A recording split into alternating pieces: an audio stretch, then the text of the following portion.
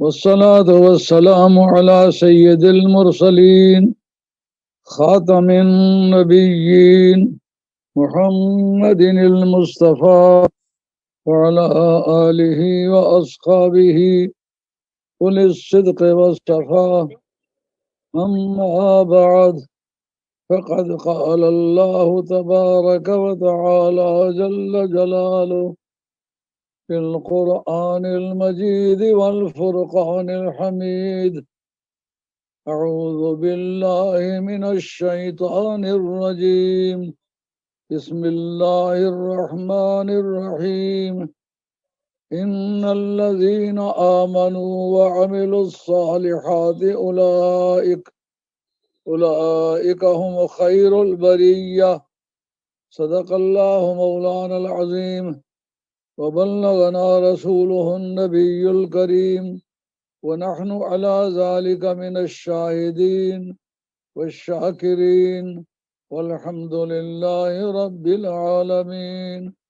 محترم سامعین و ناظرین، آپ کی خدمت عالیہ میں حاضر ہوں اور کہ ایک مولوی صاحب نے حضرت موسیٰ کاظم رضی اللہ تعالیٰ کی ذات پاک کو برا بھلا کہا ہے، اس سے طبیعت بہت زخمی ہوئی ہے۔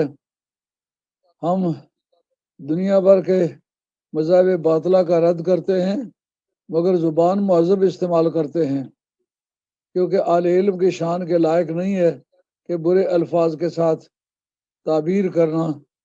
مطلب سمجھا دینا ضروری ہوتا ہے، لیکن برے الفاظ سے بچنا بھی بہتر ہوتا ہے۔ تو وہ لوگ جن کی تطہیر کا، جن کے پاک ہونے کا قرآن گواہ ہے، ان کی شان میں ناپاک الفاظ استعمال کرے، یہ بہت بڑی جرأت بے جا ہے جو کسی کلمہ پڑھنے والے کو نہیں کرنا چاہیے۔ اب اگر کوئی کافر ایسا کرتا تو ہم اس کے بارے میں بات کرتے تو اور انداز سے کرتے۔ جو آدمی مومن ہونے کا دعوے دار ہے، سلفی کہتا ہے، تو سلفی کہلانے والا بندہ اپنے آپ کو مسلمان سمجھتا ہے۔ تو سلفیوں کی بڑی یادگاریں ہیں، جنہوں نے سلفی کہلوایا ہے انہوں نے اہل بیت اطہار کے بے شمار فضائل بیان کیے ہیں۔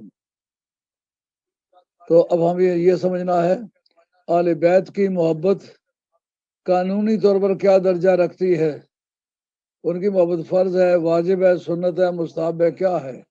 ایک نمبر دو، جن لوگوں نے محبت کی ہے ان کو ملا کیا ہے اور اسے کیا ملنا چاہیے، اور آئندہ ہم اگر ان سے محبت کریں گے تو ہمارے لیے ایک ایسا صلہ ہوگا، اور پھر قیامت کے میدان میں اس سے ہمیں کیا فائدہ پہنچنے والا ہے۔ ان چیزوں پر گفتگو کی جائے تو کافی حد تک مسئلہ حل ہو جاتا ہے۔ میں کہتا ہوں جن لوگوں نے اپنے آپ کو سلفی کہا ہے اور ائمہ آل بیت کی شان میں گستاخی کے کلمات کہے ہیں، ان کے ساتھ کے آدمی ہیں وحید الزمان۔ انہوں نے تحصیل الباری شرح بخاری لکھی ہے، اس کے اندر آل بیت اطہار کے ایسے فضائل بیان کیے ہیں کہ انہوں نے اس بارے میں صحابہ کا بھی پاس نہیں کیا، صحابہ کے خلاف بھی باتیں جو ممکن تھی وہ لکھ گئے، اور حسنین کریمین کو وہ شیخین کریمین کو پر بھی افضلیت دیتے ہیں۔ اگر یہ آدمی سلفی ہیں تو کم از کم اپنے سلفیہ کا احترام تو کریں۔ اور نواب صدیق الحسن قنوجی جو کہ ہندوستان کی سرزمین کے جو اوائل سلفی ہیں یا وہابیہ ہیں ان میں سے وہ ایک ہیں، انہوں نے اس پر پوری کتاب لکھی ہے 12 اماموں پر، ان پر تبصرے کیے ہیں اور بتایا ہے کہ وہ نبی پاک کے خاندان کے لوگ ہیں، ان کی تعظیم چاہیے۔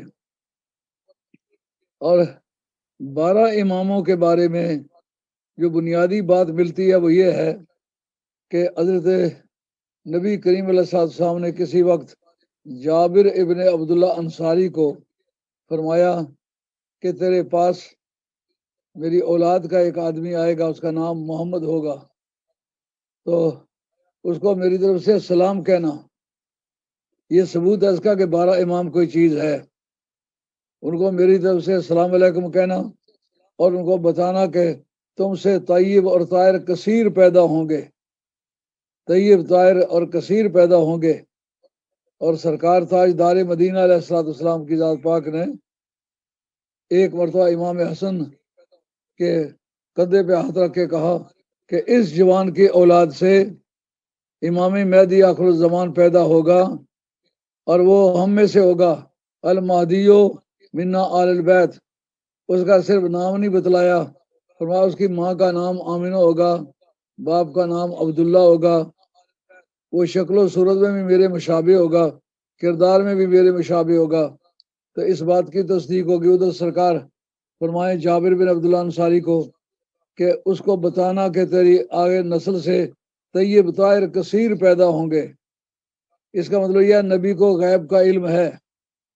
ابھی وہ جو لوگ کہتے ہیں نبی کو یہ پتہ نہیں کہ پیٹ میں نارا یا مادہ ہے، ابھی پیٹ میں آئے ہی نہیں، تو ان کو پہلے سے پتہ ہے کتنے پیدا ہوں گے، کیسے پیدا ہوں گے، ان کے پاک ہونے کی بھی بات بتائی اور تعداد بھی بتائی، کیا کثیر پیدا ہوں گے، جس کا مطلب یہ ہے کوئی عدد ان پر صادق نہیں آئے گا۔ دنیا میں جس ملک میں چلے جاؤ سید ملے گا، لیکن یزید ہر ملک میں نہیں ملے گا، حالانکہ اکثریت یزید کے ساتھ تھی۔ امام حسین کے ساتھ تو صرف وہ ان کی اپنی ذات سمیت 72 بندے بنتے تھے، جن میں شیر خوار بھی تھے۔ تو 72 آدمیوں کی بقا دنیا میں ایسی ہو جس ملک میں جاؤ وہاں سید ملے، حسنین کریمین کی اولاد میں سے ملے، لیکن کوئی یہ نہ کہے میں یزید کی اولاد میں سے ہوں۔ ہے نا کمال کی بات۔ اس پر ایک مرتبہ دیہاتیوں میں ایک جھگڑا ہوتے دیکھا، اس سے ایک سبق ملا۔ وہ کیا تھا؟ انہوں نے کہا یہ بتاؤ کہ کتیا ہر 2 مہینے کے بعد بچے جن دیتی ہے اور 12 13 اس کے بچے ہوتے ہیں، کہیں کتوں کا ریوڑ دیکھا ہے؟ اور بکری جو ہے یہ کئی مہینے گزار کے ایک بچہ پیدا کرتی ہے یا 2 پیدا کرتی ہے۔ بکریوں کے ریوڑ ہیں، کتوں کے ریوڑ ہیں۔ اس کی وجہ کیا ہے؟ کہا وہ گندی اور گھٹیا چیز ہے، اس کو اللہ برکت نہیں دیتا۔ بکری حلال چیز ہے، اس کی مینگنیوں سے فصلوں کو فائدہ پہنچتا ہے، اس کے دودھ سے بندے پلتے ہیں، یتیم بچوں کو دودھ پلایا جاتا ہے، اور بکریاں رکھنے والا آدمی خوشحال ہوتا ہے۔ سرکار نے خود فرمایا، ایک صحابی کہتے ہیں یا رسول اللہ میں بہت غریب ہوں، فرمایا بکری رکھ، تو بکری اس نے رکھی تو اللہ تعالیٰ نے اس کو ریوڑ بنا دیا اور امیر ترین آدمی بن گیا۔ تو بکری برکت والا جانور ہے، بکریوں کے پالنے سے برکت ہوتی ہے، فصلیں زیادہ ہوتی ہیں۔ جس جگہ سے 1 گنا فصل ہوتی ہے وہاں مینگنیاں ڈالی جائیں تو 40 گنا زیادہ وہاں فصلیں ہوتی ہیں۔ تو اس لحاظ سے بکری برکت والی ہے۔ تو یزید جو ہے وہ کتیا کی قسم کی چیز ہے، اس لیے اس کو برکت نہیں ہوئی، اور امام حسین کا جو سلسلہ ہے یہ اس کی برکات بکریوں کو پہنچی ہے، وہ کثیر ہیں دنیا میں۔ اس سے پتہ چلتا ہے گھٹیا لوگوں کو اللہ برکت نہیں دیتا، بڑھیا انسانوں کو برکت دیتا ہے۔ پوری دنیا میں چلے پھرے ہیں، جدھر بھی گئے ہیں وہاں کوئی نہ کوئی سید ضرور ملا ہے، لیکن کسی کو بھی ہم نے پوچھا تم یزید کی اولاد میں سے ہو، کسی نے یہ اقرار نہیں کیا کہ میں یزید کی اولاد میں سے ہوں۔ اب یہ دیکھنا ہے ان کی محبت قانون شرع میں مقام کیا رکھتی ہے، فرض ہے، واجب ہے، مستحب ہے۔ اعلیٰ حضرت فاضل بریلوی رحمۃ اللہ علیہ حدیث مرفوع پیش کرتے ہیں، وہ کہتے ہیں اہل بیت کی محبت جو ہے وہ فرض عین ہے، یعنی فرض کفایہ بھی نہیں کہ خاندان کا ایک آدمی فرض کر ان سے پیار کرتا ہے تو کافی ہو جائے گا، نہیں، فرض عین ہے، ہر شخص پر الگ الگ۔ جیسے جنازہ ہے نا، یہ فرض کفایہ ہے، اگر خاندان کا ایک آدمی پڑھ لے تو سارے بے گناہ ہو جائیں گے، ثواب اسی کو ملے گا جس نے پڑھا ہے، لیکن جو نہیں پڑھ سکے ان کو سزا نہیں ہوگی۔ اس طرح اہل بیت کی محبت فرض کفایہ نہیں ہے، فرض عین ہے۔ اور اعلیٰ حضرت فاضل بریلوی رحمۃ اللہ فرماتے ہیں کوئی عبادت بھی اہل بیت کی محبت کے بغیر قبول نہیں ہوتی۔ عبادت کا کرنا ایک آدمی زیادہ سے زیادہ یہی کر سکتا ہے نا، بہت اچھا وضو کرے، بہت صاف کپڑے پہنے، پرسکون ماحول میں اللہ اللہ کرے، 5 وقت جا کے مسجد میں نماز پڑھے، با جماعت نماز پڑھے، جمعے کی نماز با جماعت پڑھے، عید کی نماز با جماعت پڑھے، اور اگر کوئی اور استسقاء کی نماز پیش آ جائے تو وہ پڑھے، کسوف کی نماز آ جائے، چاند کو گرہن لگنے کی یا سورج کو گرہن لگنے، بعض جماعت وہ پڑھے۔ مگر اس کی مقبولیت کیا ہوگی کہ اگر حب اہل بیت سینے میں رکھ کے پڑھے تو یہ ساری باتیں قبول ہیں، اور اگر یہ محبت دل میں رکھے بغیر کرے، حج کرنے گیا پیسے خرچ کیے ہیں، پھر پھیرے تو ہیں لیکن حج نہیں ہوگا۔ محبت اہل بیت کے ذریعے سے حج ہوتا ہے، زکوٰۃ ہوتی ہے، عبادت ہوتی ہے، نماز ہوتی ہے، روزہ ہوتا ہے، زکوٰۃ ہوتی ہے۔ لیکن محبت اہل بیت نہ ہو تو ان میں سے کوئی چیز بھی ایگزسٹ نہیں کرتی۔ پتہ چل گیا کہ عبادات جتنی ہیں ساری فرض وہ اس وقت قبول ہوں گی جب اہل بیت سے محبت کرے گا۔ اہل بیت کی محبت کے بغیر کوئی عبادت منظور نہیں ہوتی۔ پہلا تو پتہ چل گیا کہ جو محبت اہل بیت ہے یہ فرض ہے، قانونی طور پر عقیدے کے روح سے اس کا درجہ کیا بنتا ہے، فرض بنتا ہے۔ مجھے بھی اور آپ کو بھی اپنے گریبان میں منہ ڈال کے ایمانداری سے سوچنا چاہیے، میں اہل بیت سے کتنی محبت کرتا ہوں، یا ان کے ساتھ کیا مروت کرتا ہوں، یا ان کے ساتھ میں کیا پیار کرتا ہوں۔ جو میرے قریب کے لوگ ہیں، جو میری روزانہ کی زندگی دیکھتے ہیں، ان کو بہت اچھی طرح سے پتہ ہے کہ جو سادات مجھے اچھا نہیں بھی جانتے، میں ان سے پیار کرتا ہوں، شفقت کرتا ہوں، اور ان کی عداوت کو وجہ مخالفت نہیں سمجھتا۔ میں سمجھتا ہوں یہ سادہ لوگ ہیں اس لیے مجھ سے عداوت کرتے ہیں، نہیں تو میں تو پیار کرنے والا آدمی ہوں، میں تو جزو رسول کریم سمجھ کے ان کی عزت کرتا ہوں۔ اور ان کی فرضیت کی ایک اور وجہ یہ ہے، جس قبیلہ بنی خزاں نے فرشتوں کو خدا کی بیٹیاں کہا تو اس وقت اللہ کریم نے فرمایا وَجَعَلُوا لَهُ مِنْ عِبَادِهِ جُزْءًا، انہوں نے اللہ کے اجزاء بنا لیے ہیں۔ اس کا نام ہے اشارت النص، عبارت آئی ہے، اصل مقصود اس کا یہ نہیں تھا کہ ان کو جزء ظاہر کرے، لیکن کلام وہ اللہ تعالیٰ کی طرف سے وارد ہوا ہے جس سے پتہ چلتا ہے کہ اللہ تعالیٰ اولاد کو جزو ذات سمجھتا ہے۔ اگر جزو ذات نہ سمجھتا ہوتا تو بڑی خزاں کی تردید کرتے وقت یہ نہ کہتے کہ انہوں نے کیسے بےہودہ قسم کی سوچ رکھی ہے کہ فرشتوں کو خدا کی بیٹیاں کہا ہے۔ خدا کی بیٹیاں جب ہوتی کہ خدا کے اجزاء ہوتے، خدا متجزی نہیں ہے، خدا ٹکڑے ٹکڑے نہیں ہو سکتا، اس لیے خدا کی اولاد نہیں ہو سکتی۔ تو پھر اس سے پتہ چل گیا کہ وہ اولاد جو ہے وہ جزو ذات ہے۔ اولاد فاطمہ سرکار دو عالم علیہ السلام نے یہ بات فرمائی ہے کہ قیامت کے میدان میں سب سے پہلے میں شفاعت کروں گا اپنی آل بیت کی، اور دوسرے مقام پر آیا وہ اپنی ذریت کی، اپنی اولاد کی۔ یعنی آل بیت سے مراد اس مقام پر کیا ہے؟ اس مقام پر اہل بیت سے مراد اولاد رسول ہے، اور وہ سیدہ فاطمہ کے سوا کوئی سرکار کی اولاد چلی ہی نہیں ہے۔ تو سب سے پہلے ان کی سرکار دو عالم السلام فضیلت بیان کریں گے، ان کی شفاعت کریں گے۔ دیکھیں قیامت کا میدان ہو، 1,24,000 سے کم و بیش انبیاء و مرسلین کی امتیں کھڑی ہوں، اور وہ ساری مل کے 40 صفیں بنے، اور امت محمدیہ اکیلی کھڑی ہو، مشرق و مغرب تک ایک صف بنی ہوئی ہو، اور اکیلی امت محمدیہ 80 صفیں ہو۔ تو بتاؤ اتنے بڑے ہجوم میں جب سرکار کو لوگ دیکھیں گے تو شور مچائیں گے۔ بہر قیامت میں جو شفاعت میں آ جائیں نبی تو دھوم پڑ جائے گی ہر سمت گنہ گاروں میں۔ گنہ گار اپنی اپنی امید کے دامن پھیلائے ہوئے سرکار کی طرف دوڑیں گے، سرکار کے قدموں سے لپٹیں گے، یا رسول اللہ میری شفاعت کیجیے۔ بہر شفاعت قیامت میں جو آ جائیں نبی تو دھوم پڑ جائے گی ہر سمت گنہ گاروں میں۔ کیا شان ہوگی! اب ذرا غور کیجیے، سارے نبی تو شفاعت کی تلاش میں ہوں گے، فرشتے شفاعت کی تلاش میں ہوں گے، ولی شفاعت کی تلاش میں ہوں گے کہ ہماری کوئی شفاعت کرے، لیکن سرکار گنہ گاروں کی تلاش میں ہوں گے، کس کی کیسے شفاعت کروں۔ ہے نا مزے کی بات؟ کیوں ایسا ہوگا؟ اس کی وجہ یہ ہے رب نے ان کو بتا دیا ہوا ہے عسا ان یبعثک ربک مقام محمودا، اے میرے محبوب تجھ سے حساب نہیں لیں گے، تجھے تیری امت کا حساب دیں گے۔ وَلَنَسْأَلَنَّ الَّذِينَ أُرْسِلَ إِلَيْهِمْ وَلَنَسْأَلَنَّ الْمُرْسَلِينَ، قرآن کہتا ہے نبیوں سے بھی حساب لیں گے، امتوں سے بھی حساب لیں گے، لیکن سرکار دو عالم علیہ السلام کی بات آئی کہ ان سے حساب نہیں لیں گے، یہ عقیدے کا مسئلہ ہے، سرکار سے حساب نہیں ہوگا۔ نہ ہونے کی دلیل کیا ہے؟ کہ جس سے حساب لیا جائے وہ خوش نہیں رہتا۔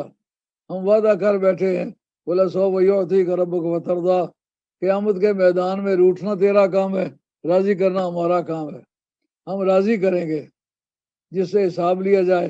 آپ نہیں دیکھتے روزانہ مسجدوں کے اکاؤنٹنٹ کے جھگڑے پڑ جاتے ہیں کہ یہ کیا ہے وہ کیا ہے، جب حساب لیتے ہیں تو اکاؤنٹنٹ کہتے ہیں چلو میری طرف سے ریزائن ہے، چلو ریزائن دو، لیکن ریزائن تو آئندہ کے متعلق ہوگا نا، جو پہلے تو نے ادھر ادھر کیا ہوا ہے اس کا تو حساب دینا پڑے گا۔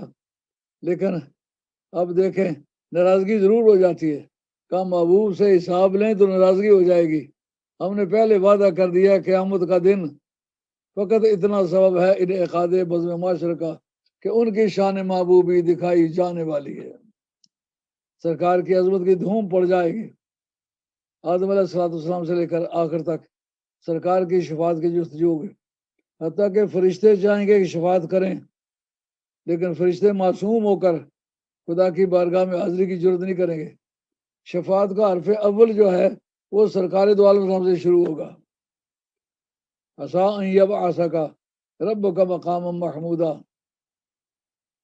سرکار مقام محمود پر سر سجدے میں رکھ کے اللہ کی بارگاہ میں فریاد کریں گے۔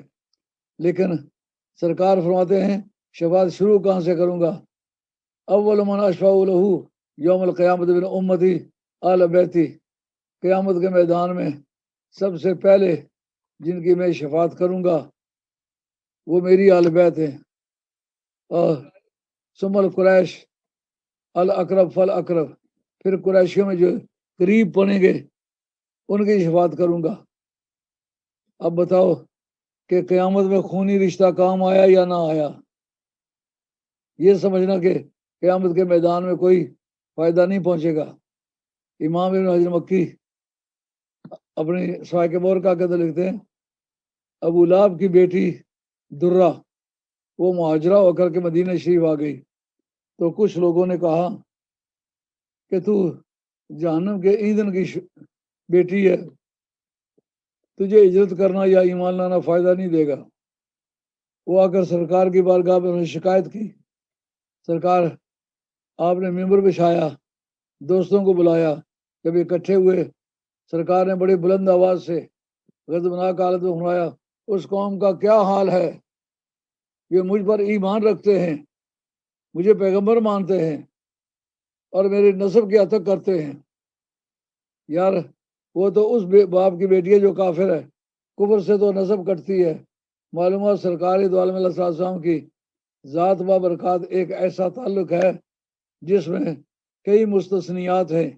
یہاں وہ کافرہ تھی مسلمان ہوئی ہے، لیکن صرف اس کے مسلمان ہونے سے فائدہ نے اٹھانے کا حضور نے حوالہ نہیں دیا، میری نسب میں اطاعت کرتے ہیں۔ اس کا مطلب یہ ہے کہ سرکار کا نسب اس حالت میں بھی ان کے لیے فائدہ مند ہے جبکہ وہ ایمان نہیں لائے۔ جیسا کہ سرکار کے وہ رشتہ دار جیسا شیخ ابو طالب کا بائیکاٹ ہوا تو جو سرکار کے ساتھ تھے انہوں نے کلمہ تو نہیں پڑھا تھا، ان سے کہا گیا جب تم نے ان کے رسول نہیں مانا پھر ساتھ ہونے کے کیا مانا ہے؟ ان کا رسول نہیں مانا لیکن چچا زاد تو مانا ہے۔ تو معلوم ہے اتنے رشتے کو بھی سرکار نے تسلیم کیا، اور بعد میں جو ہے ان کو مال غنیمت تقسیم کا وقت ہے تو آل کہہ کے ان کو سرکار نے مال غنیمت سے حصہ دیا۔ تو ثابت ہوا سرکار کی نسب جو ہے ایسے نازک حالات میں بھی فائدہ دہ ہے۔ قیامت میں سب سے پہلے ان کی شفاعت کروں گا، پھر اس کے بعد قریشیوں کی کروں گا، ثم الانصار، پھر جن لوگوں نے ہمارے لٹے پٹے ہوئے صحابیوں کو جو گھر بار چھوڑ کے اپنا وطن چھوڑ کے زمین مکان چھوڑ کے اپنے وسائل سارے ترک کر کے برادری رشتہ داری چھوڑ کے ससुराल ननिहाल ददियाल के सब रिश्ते तोड़ के मेरी मोहब्बत के वास्ते आ गए थे, जिनके सामने मेरी मोहब्बत का रिश्ता ऐसा था कि उन्होंने इसके मुकाबले में किसी रिश्ते को कंसीडर किया ही नहीं, गौर ही नहीं किया, आ गए, फिर उनकी शफात करूंगा। उसके बाद रहा सुम्मा मना आमना व तबानी मिन आल यमन, फिर यमनियों में से जिस शख्स ने मेरा कलमा पढ़ा और मेरे दीन की पैरवी की, फिर मैं उनकी शफात करूंगा। उसके बाद सरकार वाला सुम्मल अरब, फिर सारे अरबों की शफात करूंगा। सुम्मल आजिम, अब नस्ब का फर्क मालूम हो रहा है कि नहीं हो रहा? इसलिए ये कहना नस्ब कोई चीज नहीं है, ये जाहिलों की आदत है। गधे बेच के पीरी इख्तियार की हो, उसके नजदीक वाकई नस्ब कोई चीज नहीं है, वो अपनी नस्ब को छुपाना चाहता है। तो अर्ज़ खिदमत यह है कि जो सब की बख्शिश हो चुकेगी, शफात कर चुकेंगे, उसके बाद सरकार का फरमाना है मन अशफाउल अव्वल अफजल, जिसकी पहले शफात करूंगा वो अफजल है, और जिस तरतीब से मैं उनकी शफात करता चला आ रहा हूँ उसी तरतीब से उनके मदारिज है। तो जो आल कहा, आल में तो कोई सहाबी शामिल नहीं, उसमें तो सिर्फ आल बैत रसूल सल्लल्लाहु अलैहि वसल्लम शामिल है। तो फिर जब उनकी सबसे पहले शफात करेंगे, सबसे अफजल वही होंगे, तो फिर अहले बैत की अफजलियत का अकीदा रखना सुन्नत रसूल की तालीमात के खिलाफ तो ना हुआ। यही वजह है वो हजरत इमाम जलालुद्दीन सयूती अपनी किताब में जो आपने हजूर के खसाइस पर लिखी है, एक खसाइस कुबरा है, एक खसाइस सुगरा है। खसाइस सुगरा मुनाजरे के अय्याम में हमने 24,000 रुपये की खरीदी, लेकिन बाद में वो 10 रुपये छपी हुई मिली, 10 रुपये पर मिल गई। उसका सफ़ा नंबर 155 है, और उसके भी दो छापे, एक का एक सफ़ा नंबर 157 है और एक का 55 है। उसके अंदर वो कहते हैं कि अजमा आल इल्म अला अन्ना फातिमा व अखाहा इब्राहिम अफजल मिनल खुलफाइल अरबा, जनाब सैयदा खातून जन्नत और आपके भाई इब्राहिम चारों खलीफों से अफजल है। ये लिखने वाला कौन है? इमाम जलालुद्दीन सयूती।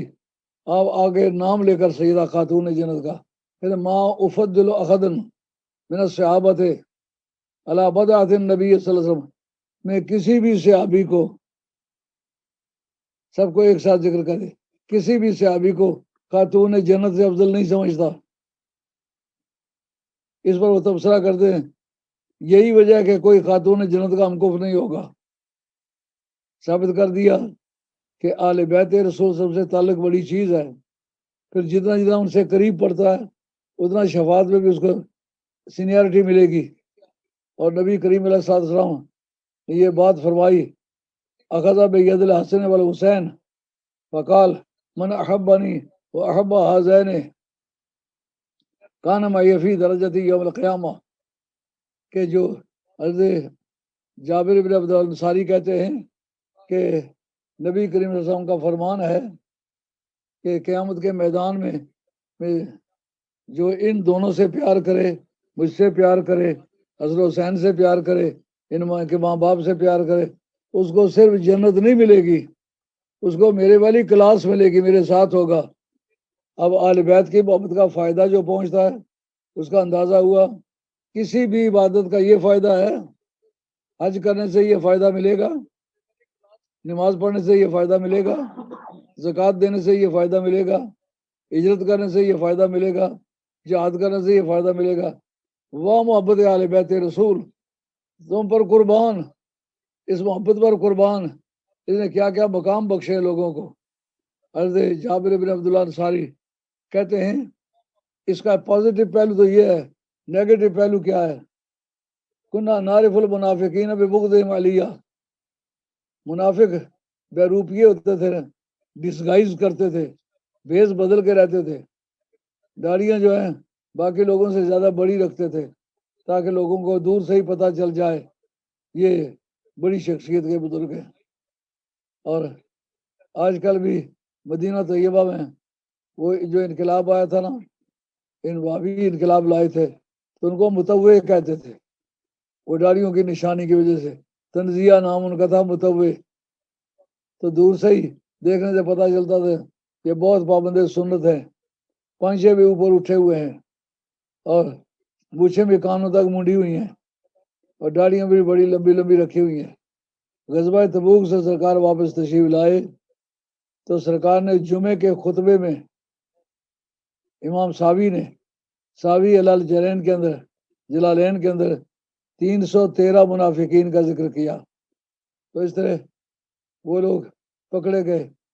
جمعے کا دن ہے، حضرت عمر فاروق رضی اللہ تعالیٰ عنہ گھر سے آئے، گھڑیاں تو تھی نہیں، فیصلہ کس طرح وقت ٹھیک ہے کہ غلط، اور ابر آلود ہے مطلع، وہ سمجھتے ہیں کہ میں لیٹ ہو گیا ہوں اور لوگ نمازیں پڑھ کر کے واپس جا رہے ہیں، ایسے وہ منہ چھپا رہے ہیں واپس جا رہے ہیں۔ تو حیران ہوئے اور کہا میں شاید لیٹ ہو گیا ہوں، شرمندگی محسوس کرنے لگے۔ لیکن جب مسجد کے قریب آئے دیکھا سارے وہی بندے ہیں جن کے مطلب وہ کہا کرتے تھے یہ بندہ مشکوک ہے، آپ کے بارے میں ہلکی رائے رکھتا ہے، کافروں میں بیٹھتا تو کافروں کی کسی باتیں کرتا ہے، اس کو پہچاننے کی ضرورت، یا رسول اللہ ان کو نکالو۔ حضرت عمر فاروق کی پالیسی بڑی سٹرونگ ہے اور کیسا ایمان کی روشنی ہے، جن جن بندوں کے متعلق حضرت عمر فاروق نے نشاندہی کی ہوئی تھی ان سب کو نکالا۔ حضور نام لے، فلاں تو نکل جا تو منافق ہے، اے فلاں تو نکل جا تو منافق ہے، ایک ایک کا نام لیا، سب کو نکال دیا۔ اس وقت وہ بڑے خوش ہوئے کہ انہی کے نام میں بتایا کرتا تھا کہ یہ منافقین ہیں۔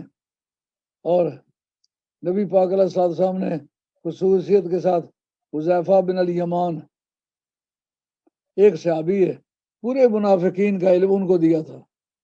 اب کسی ایک کو خصوصیت کا مل جانا دوسروں کے حد تک نہیں ہے، یہ علم جناب حضرت قرار کو نہیں دیا، ابوبکر صدیق کو نہیں دیا، عمر فاروق کو نہیں دیا، عثمان غنی کو نہیں دیا، اشرا مبشرہ کو نہیں دیا۔ حذیفہ بن الیمان ایک صحابی ہیں، تمام منافقین کی لسٹ ان کو دی کہ یہ سارے منافق جو ہیں یہ فلاں فلاں شخص ہے۔ حضرت عمر فاروق کہتے ہیں جب جنازے میں جانا ہوتا تو دیکھتا اگر حذیفہ بن الیمان آیا ہوا ہے بغیر پوچھ کے میں جنازہ پڑھ لیتا تھا، کیونکہ ہمارے پاس کانٹا تولنے کا حضرت حذیفہ بن الیمان تھے۔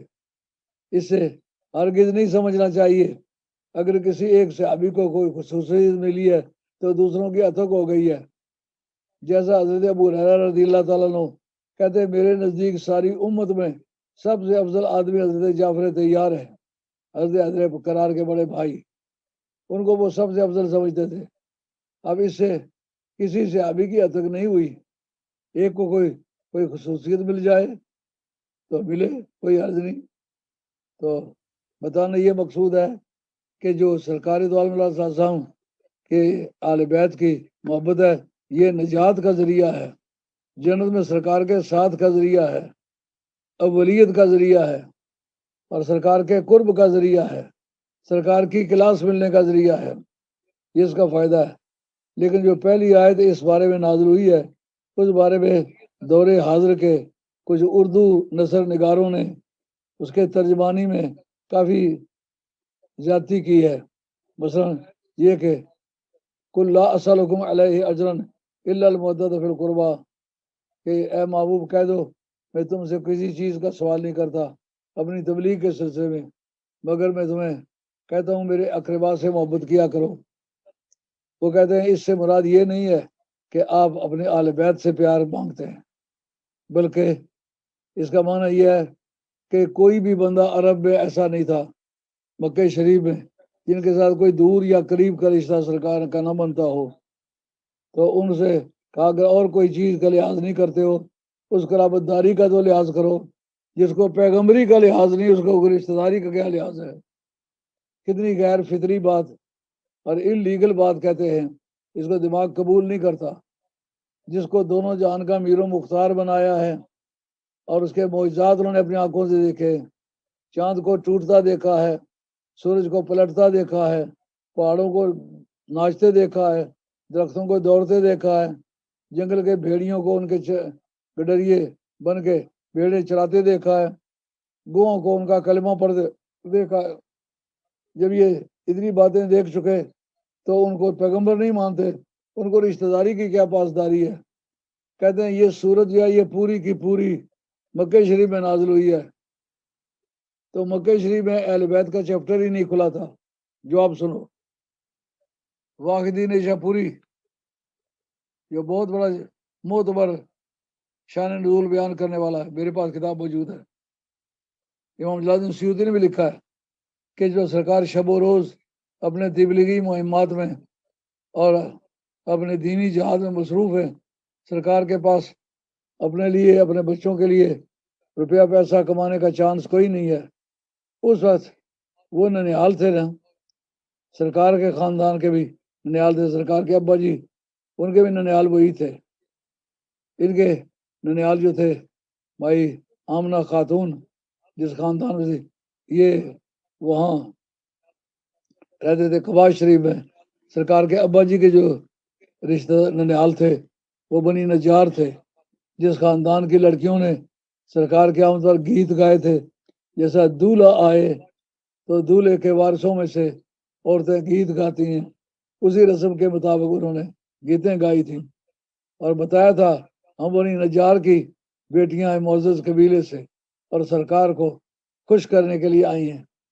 اور حدیث ہجرت مسلم شریف کے آخر میں ہے، اس میں کہ شاہد الرجال والنساء علی سطوح البیوت، اپنے مکانوں کی چھتوں پر لوگ چڑھ گئے، بچے درختوں پہ چڑھ گئے۔ کانوا یرفعون اصواتهم لسرورہم لقدوم النبی صلی اللہ علیہ وسلم، گلیوں میں دوڑتے تھے، شور مچاتے تھے، سرکار کے آمد کی خوشی میں نعرے لگاتے، یا رسول اللہ، یا حبیب اللہ۔ معلومہ یا رسول اللہ کی رسم جو ہے یہ آل مدینہ کی یادگار ہے اور یہ محبت کی پیداوار ہے۔ ان کو کسی نے نہیں بتایا تھا کہ جب وہ آئیں تو ایسا کہنا ہے۔ تو اس وقت انہوں نے سوچا کہ سرکار کا سارا وقت تو نکل جاتا ہے ادھر، سرکار کے ازواج مطہرات ہیں، سرکار کا اپنا رزق روزی کا معاملہ ہے، کھانے پینے کا معاملہ ہے، کپڑے پہننے کا معاملہ ہے، جوتے پہننے کا معاملہ ہے، رہائشی ضروریات ہیں۔ ہم ایسا کرتے ہیں کہ پیسے اکٹھے کر کے جو دونوں ننیالوں کے افراد بنتے ہیں وہ ان کی تھوڑی یا زیادہ مدد کریں اور خاصا مواد بن جائے تو سرکار کی بارگاہ میں پیش کریں۔ جب یہ پیش کی تو سرکار نے فرمایا میں تم سے یہ نہیں مانگتا، میں اپنی آل بیت کی محبت مانگتا ہوں۔ یہ واقعی شاہ پوری نے لکھا ہے، اس کو بھی آپ جھٹلا نہیں سکتے، اس لیے کہ جلال الدین سیوطی نے بھی یہ بات لکھی ہے، واقعی شاہ پوری نے بھی لکھی ہے۔ جو آل سنت والجماعت کے پاس معتبر ترین شان نزول کے بارے میں دو کتابیں وہ یہ ہیں، میرے پاس موجود ہے، دونوں دیکھی ہوئی باتیں کر رہا ہوں۔ تو اس وقت سرکار فرمایا میں تم سے یہ نہیں مانگتا، میں تم سے اپنی آل بیت کی محبت مانگتا ہوں۔ اس میرے خاندان کو جو میرا اپنا خاندان ہے، جو میری آل بیت سمجھی جاتی ہے، ان سے پیار کرو، یہ مانگتا ہوں۔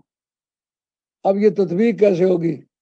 اس پر لکھا امام راجب مکی نے کہا 2 مرتبہ آیت نازل ہو تمہیں کیا اعتراض ہے؟ قرآن مجید میں متعدد ایسی آیات ہیں، جیسے آیت تطہیر ہے، اس کے بارے میں 2 مرتبہ نازل ہونے کی روایت موجود ہے۔ ایک روایت میں ہے نا پہلے آیت نازل ہوئی، پیچھے سرکار نے چادر ڈالی اور ان کے لیے دعا کی، اور ایک روایت میں ہے کہ سرکار نے پہلے چادر ڈالی، دعا فرمائی، اس کے بعد آیت نازل ہوئی۔ اب دونوں میں 2 مرتبہ نازل ہوئی۔ امام راجب مکی نے وہاں بھی لکھا ہے کہ 2 مرتبہ یہ آیت نازل ہوئی۔ کیوں 2 مرتبہ نازل ہوئی؟ کہ ایک تو 2 مرتبہ نازل ہونے سے فوائد یہ ہوتا ہے کہ منسوخ نہ ہو، دوسرا یہ اس کا مضمون کو اتنا ضروری ہے کہ جس کا تکرار کیا جائے، جیسا سورہ فاتحہ جو آپ نماز میں پڑھتے ہیں، اس کے مطلب کہ اختلاف ہے یہ مکی ہے یا مدنی ہے۔ اس کا جواب یہ ہے کہ یہ مکی بھی ہے اور مدنی بھی ہے، 2 مرتبہ نازل ہوئی ہے یا 2 مرتبہ سے بھی زیادہ مرتبہ نازل ہوئی ہے۔ یہ تفسیری پوائنٹ ہے، یہ یاد رکھنے چاہیے۔ اب یہ اگر وہ آیت پہلے نازل ہوئی تھی بعد میں سرکار نے چادر ڈالی، اس کا کیا مفہوم ہوگا؟ اس کا مفہوم ہوگا کہ آل بیت کے بارے میں جو اشتراک تھا، یعنی مشترک تھا، یہ خاندان یا باقی اقربا پگڑی کے رشتہ دار یا نکاحی رشتہ دار، کون سے مراد ہیں؟ لفظ تو مشترک ہے نا۔ آل بیت ان کو بھی کہتے ہیں جو ایک دادے کی اولاد ہے، ان کو بھی آل بیت کہتے ہیں جو گھر میں رہتے ہیں۔ نکاحی تعلق والے، اسے مراد آل بیت ولادت بھی۔ سرکار نے جن پر چادر ڈالی اس کا مفہوم متعین ہو گیا کہ اس میری آیت کا ترجمہ اور نہیں کچھ کرنا، وہ کرنا جو میں نے کیا ہے۔ یہ تفسیر ہے اور تخصیص کر دی ہے۔ جو مسئلہ ہے نا ظاہر کا، نص کا اور مشتبہ کا اور محکم کا، ان سب کے یہ 4 قسم کی تقسیم ہے بیانات میں۔ ان میں سے ایک قسم یہ بنتی ہے جس میں یہ لفظ بولا گیا یہ مشتبہ تھا کہ کون سے اہل بیت مراد ہے، سرکار نے چادر ڈال کے اس کی وضاحت فرما دی، اب اس پر کوئی تبدیلی نہیں کی جا سکتی۔ اور اگر آپ نے پہلے چادر ڈالی بعد میں آیت آئی تو اس کا مطلب یہ ہے کہ وہ شان نزول ہے، پہلے جو حالات بنے ہوئے تھے سچویشنل کانٹیکس، یعنی جو محل وقوع ہے اس کے مناسبت سے، اس کا نام ہے شان نزول۔ شان نزول کے بارے میں علامہ بدر الدین زرکشی نے البرہان فی علوم القرآن جلد اول صفحہ 22 پر لکھا ہے کہ اجماع امت کے ذریعے سے بھی شان نزول کو آیت کے مضمون سے خارج نہیں کیا جا سکتا۔ یعنی یہ جن کے اوپر چادر ڈالی ہے، اگر ساری دنیا کے علماء کرام اکٹھے ہو کے کہیں ان کو باہر نکالو، سب کو بیچ میں داخل کرو، ساری امت کے علماء مل کر بھی کریں تو نہیں کر سکتے۔ اس جگہ نبی کریم علیہ السلام سے روایات منقول ہیں جن کو نقل کیا ہے حضرت عمر بن عبدالعزیز نے۔ جب حضرت عمر بن عبدالعزیز خلیفہ تھے، اس حضرت سید عبداللہ محض جو امام حسین کے نواسے تھے اور امام حسن کے پوتے تھے، بڑے خوبصورت آدمی تھے، زلفیں کندھوں تک تھی، گنگریالے بال تھے، تو جب چلتے تھے بازار میں تو دونوں طرف بندے کھڑے ہو کے دیکھتے تھے۔ کیا ہے امام حسن مکی نے سوائے کمور کا ہے، یعنی آل بیت صرف یہی نہیں بلکہ آل بیت امام مہدی آخر الزمان جو ہے وہ بھی ہم آل بیت میں سے ہوں گے۔ یہ جتنا آل بیت کا سلسلہ ہے قیامت تک ان سب کو شفاعت کا حق ملے گا۔ ایسا طریقہ کرو کہ سب یہ خوش ہو جائیں، ان سب کی خوشی سے سب معاملات چلتے ہیں۔ اور ان کی شان قرآن مجید نے جو بیان کیا جن لفظوں کے ساتھ، حضرت امام جلال الدین سیوطی آپ کے الدر المنصور اور سورہ بینہ ان الذین آمنوا وعملوا الصالحات اولئک هم خیر البریہ، بے شک وہ لوگ جو ایمان لائے جنہوں نے کام اچھے کیے، اولئک ہم، عربی زبان میں اس ہم کی قیمت ہے مستقل، اس کو کہتے ضمیر فصل، یہ زور دینے کے لیے آتی ہے، جدائی کرتی ہے اور کثر کے معنی دیتی ہے، یعنی اور کوئی جو اس سے فارغ ہے نا، ان کے ساتھ تعلق نہیں رکھتا، الذین آمنوا وعملوا الصالحات، اور آل بیت سے اس کا تعلق نہیں ہے، وہ خیر البریہ نہیں ہے۔ سرکار نے فرمایا یا علی و انتا، وہ تو ہے وشیعتوں کا اور تیرے مریدین ہیں۔ شیعہ، یہ جو شیعہ نے معنی لیے ہوئے ہیں یہ اس سے مراد نہیں ہے، اس سے مراد تیرے متبعین، تیرے والا عقیدہ رکھتے ہیں، تیرے والا عمل رکھتے ہیں، تیرے والی غیرت رکھتے ہیں اور تیری طرح وفا کرتے ہیں۔ اولئک ہم، صرف وہی، ہم کے معنی یہاں ہیں جیسے اولئک ہم المفلحون، وہی لوگ کامیاب ہونے والے، وہی کے معنی دیتا ہے۔ یہ سٹس امفیٹک سینٹینس بنانے کے لیے آتا ہے۔ اے علی وہ انتا وشیعتک، وہ تو ہے اور تیرے پیروکار ہیں۔ اور حضرت سیدہ عائشہ طیبہ طاہرہ سلام اللہ علیہ وہ آپ سے پوچھتے ہیں یا رسول اللہ اس سے کون مراد ہے؟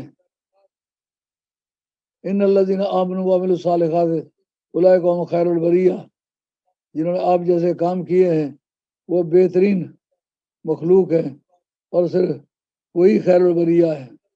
اور اے عائشہ تم نے یہ آیت نہیں پڑھی سورہ بینہ کی، ان الذین آمنوا وعملوا الصالحات اولئک هم خیر البریہ، کہا آیت تو پڑھی ہے لیکن کہا یہ نہیں پڑھا کہ میں نے کہا کہ وہ انتا وشیعتک یا علی، اے علی وہ تو ہے اور تیرے پیروکار ہیں۔ اس کا مطلب یہ ہے قیامت کے میدان میں یہ ٹائٹل ملنا کہ یہ سب لوگوں سے اچھے لوگ ہیں، یہ علی کی غلامی سے ملے گا۔ اور پھر حضرت ابوبکر صدیق رضی اللہ تعالی عنہ اسے سمجھیں کہ صحابہ کرام، خلفائے راشدین اور آل بیت کے تعلقات آپس میں کتنے خوشگوار تھے۔ فرماتے ہیں لا یجوز اغد الصراطہ الا من كتب له علی الجواز، کہ قیامت کے میدان میں سب سے مشکل کام پل صراط پر سے گزرنا ہوگا۔ جتنے جھوٹے گریں گے دوزخ میں، اور پار بیڑا کس کا ہوگا؟ کہ جس کو علی پاسپورٹ جاری کرے اور علی کے دستخط ہوں۔ علی اپنے دشمنوں اور اپنی اولاد کے بدخواہوں کو وہ پاسپورٹ بتائے گا؟ نہیں، ہرگز نہیں ہو سکتا۔ اور جناب سیدہ عائشہ طیبہ طاہرہ، جن کا بعض لوگ آپس میں ناراضگی ظاہر کرنے کے لیے کہتے ہیں، جناب سیدہ عائشہ ماں ہیں، حضرت علی شیر خدا بیٹے ہیں، ام المومنین ہیں، اور یہ رئیس المومنین ہیں، ان کے تعلقات کبھی خراب نہیں ہوئے۔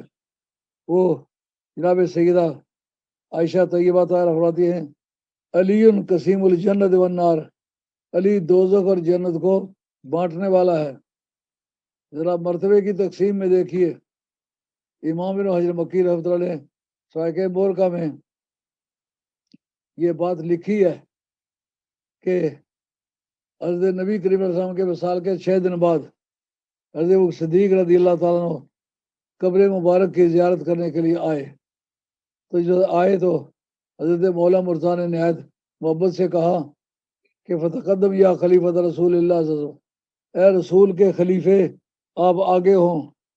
ان کا لم اکن لیتقدم من سمعت فی رسول اللہ صلی اللہ علیہ وسلم یقول علی منی کمنزلتی عند ربی، میں اس شخص سے آگے ہرگز نہیں ہو سکتا کہ میں نے اپنے کانوں سے سنا ہے سرکار کو کہتے ہوئے۔ کیا بات کہتے ہوئے سنا ہے؟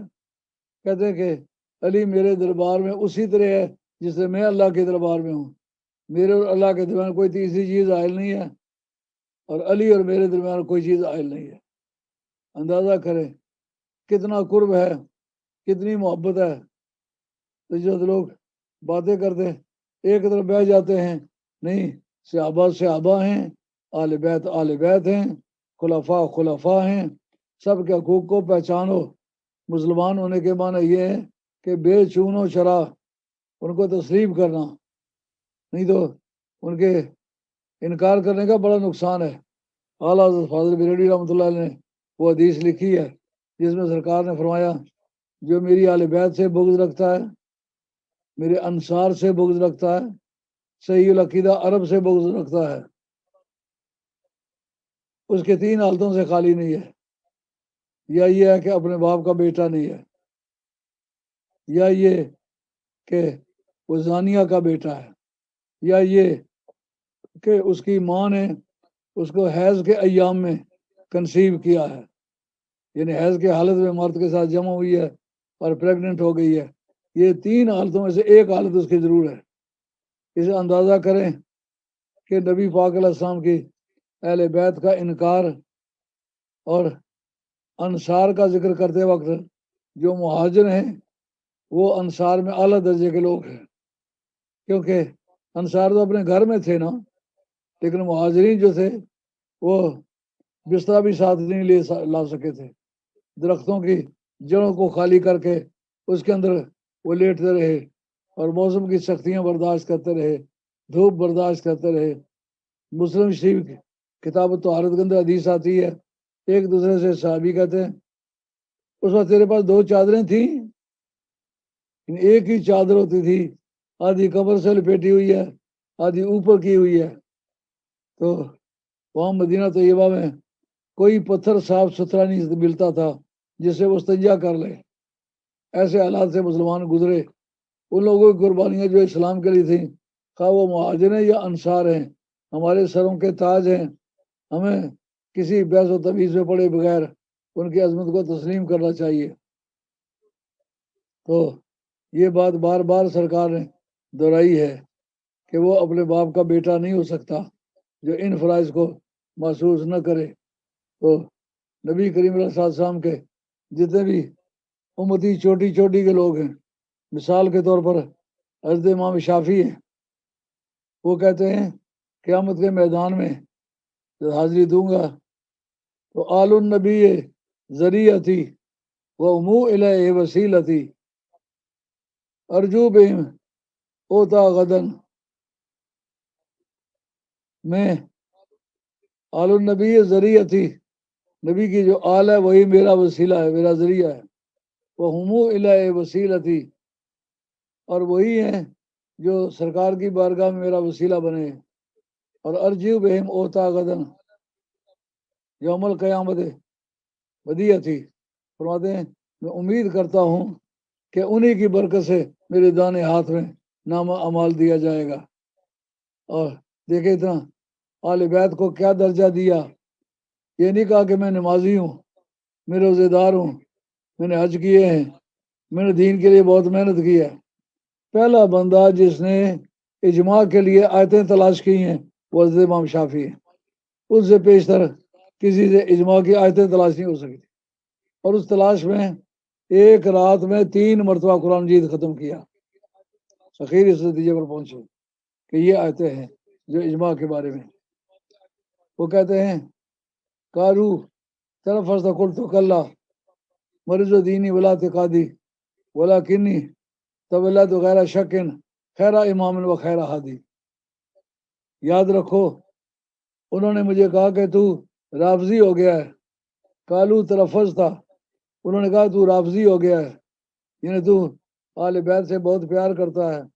میں کہتا ہوں مرض و دینی ولا اعتقادی، جس کو نام ہے رافضی ہونا وہ منکر صحابہ کا نام ہے، میں دل و جان سے قربان ہوں ان پر، مجھے تم نہیں کہہ سکتے ہو مرض و دینی ولا اعتقادی، رفض نہ میرا دین ہے نہ میرا عقید ہے۔ اس کا مطلب اس طرح کے خارجی پہلے بھی گزرے ہیں جنہوں نے امام شافعی جیسے آدمی کو رافضی کہا ہے، تو آج اگر ایسے بے ایمان پیدا ہو گئے ہیں تو سمجھنا چاہیے یہ ان بے ایمانوں کے ساتھ والے ہیں۔ کہتے کالو تلفظ تھا کل تکلّہ مربز دینی ولا اعتقادی، جس وقت انہوں نے مجھے کہا کہ تو رافضی ہو گیا ہے، رافضی کے کیا معنی کہ تو صحابہ کا منکر ہو گیا ہے، کہا میں صحابہ پر دل و جان سے قربان ہوں، تمہارے کہنے سے میں منکر نہیں بنتا، میں ابو صدیق رضی اللہ تعالیٰ عمر فاروق رضی اللہ تعالیٰ عثمان غنی رضی اللہ تعالیٰ تمام صحابہ کرام کو اپنے سر کا تاج سمجھتا ہوں، لیکن ولیکن تولیت خیر شکن، لیکن ڈنکے کی چوٹ پر کہتا ہوں کہ میں نے ایک ایسے شخص کو کہ اپنا محبوب بنایا، خیرہ امام و خیرہ ہادی، سارے اماموں میں سے جو سب سے افضل امام ہے اس کو اپنا امام بنایا، یعنی علی مرتضیٰ کو بنایا، یعنی مولا مرتضیٰ کی افضلیت کا اعلان کرتے وقت ذرا نہیں ہچکچائے، انہیں پتہ ہے علی مرتضیٰ کو افضل سمجھنے سے سنیت میں فرق نہیں آتا، سنیت میں فرق آتا ہے تو ابو صدیق کی شان میں گستاخی کرنے سے، گالیاں دینے سے، ان کی شان میں اتک آمیز بات کرنے سے۔ جب میں ان کے فضائل بیان کرتا ہوں، کمالات بیان کرتا ہوں، ان کی عظمتوں کا اقرار کرتا ہوں، پھر ازداری کو اچھا سمجھے تو اس میں مذائقہ نہیں۔ شاہ عبدالعزیز صاحب محدث دہلوی نے اپنے فتاوی عزیزیہ کے اندر لکھا ہے، کہتے ہیں کہ جو حضرت علی مرتضیٰ کو سمجھتے ہیں افضل ہے، لیکن وہ شیخین کریمین کے عظمتیں بھی بیان کرتے ہیں، ان کا سیرت بھی بیان کرتے ہیں، ان کا کردار بھی بیان کرتے ہیں، ان کی تعریف کرتے ہیں، ان کو آپ نہیں کہہ سکتے وہ شیعہ ہے، وہ اہل سنت والجماعت میں سے۔ یہ فتاوی میرے پاس فتاوی عزیزیہ موجود ہے اور اس کے نشانات لگے ہوئے ہیں جو دکھا سکتا ہوں۔ میں ایسی بات نہیں کر سکتا کہ جس کا ثبوت میرے پاس موجود نہ ہو، کیونکہ میں مولوی برادری کا آدمی نہیں ہوں۔ جو مولوی برادری کے لوگ ہیں، مولوی سمجھ کے ساتھ 100 رعایت کر جاتے ہیں، سید کے ساتھ کسی مولوی کو رعایت کرتے ہوئے دیکھا نہیں۔ اس لیے میں پہلے ثبوت مہیا کرتا ہوں، نشانات لگاتا ہوں، دیکھتا ہوں اس کے مخالف اور موافق دلائل کتنے ہیں، سب کچھ چھان لیتا ہوں، تو اس کے بعد میں اسٹیج پہ بات کرتا ہوں۔ تو اب بتائیے ٹائم کتنا ہو گیا؟ اب میں آپ سے اجازت چاہتا ہوں، انشاءاللہ العزیز آئندہ بھی 12 اماموں میں سے بعض ائمہ کے بارے میں باتیں انشاءاللہ ہوں گی۔ امید ہے کہ آپ صمیم قلب سے سماعت فرمائیں گے۔ اللہ میرا اور آپ کا خاتمہ سچے دین پر کرے۔